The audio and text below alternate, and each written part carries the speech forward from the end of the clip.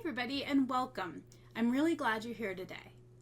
We're going to talk about the around behavior, which is one of those foundation skills that supports so many of the things that we need in rally and obedience. It doesn't always get the spotlight, but it absolutely should, because it shows up over and over again. Right finishes, handler circles, left about turns, setups. So many of the pieces of our performance rely on this idea of the dog moving cleanly and confidently around us. And the thing is, when around is taught well from the start, a lot of other skills suddenly become easier.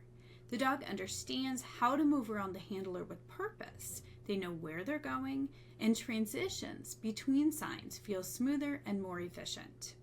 So today, we're going to break the behavior down, build it up in a way that feels fun and clear for the dog, and then look at how it applies to the skills you use all the time in the ring.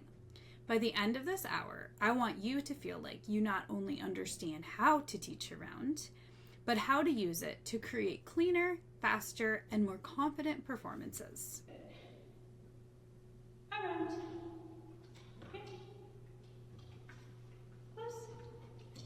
Yes. Good. Good.